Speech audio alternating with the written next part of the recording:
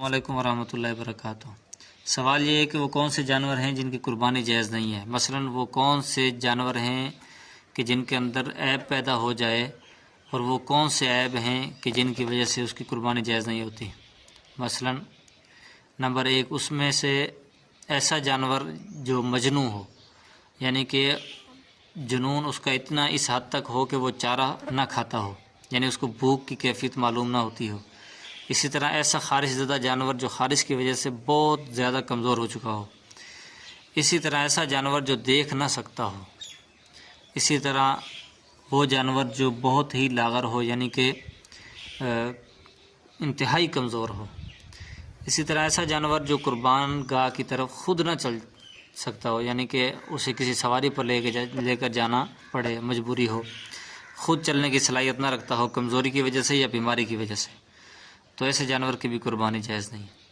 اسی طرح ایسا جانور جس کا 1/3 کان یا دم یا بینائی اس کی نہ ہو، تو ایسے جانور کی بھی، یا اس سے زیادہ ہو، تہائی ہو یا اس سے زیادہ ہو، تو ایسے جانور کی قربانی جائز نہیں ہے۔ ہاں اگر اس سے کم ہو تو اس کی جائز ہے۔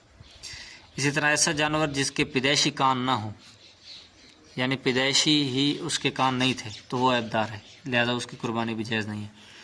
اسی طرح ایسا جانور جس کے تھنوں کا سرا کٹا ہوا ہو، یعنی کہ جہاں سے دودھ آتا ہے وہ چیز اس کی نہ ہو، خالی گوشت کی طرح ہو، تو ایسے جانور کو بھی عیب دار شمار کیا جاتا ہے۔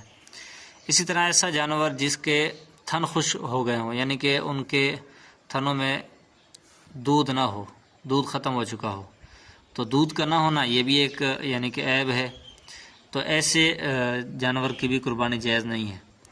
اسی طرح اگر کچھ تھن یعنی کہ اس سے دودھ آتا ہے، کچھ سے نہیں، جس طرح گائے ہے، بھینس ہے، ان کے 4 ہیں، تو 4 میں سے اگر 2 تھنوں سے دودھ نہیں آتا تو ان کی قربانی جائز نہیں ہے۔ ہاں اگر 3 سے دودھ آتا ہے، 1 سے نہیں آتا، تو اس کی قربانی جائز ہوگی۔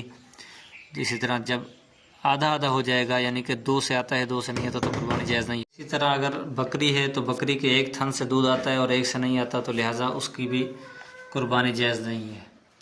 اسی طرح ایسا جانور جس کی ناک کٹی ہوئی ہو، تو ایسے جانور کی بھی قربانی جائز نہیں ہے۔ اور اسی طرح ایسا جانور جو خنثی ہو، اس کی بھی قربانی جائز نہیں ہے۔ امید ہے کہ آپ کو یہ تمام جو صورتیں ہیں یہ آپ کو سمجھ میں آ گئی ہوں گی۔ یہ تمام صورتیں فتاوی شامی میں لکھی ہوئی ہیں۔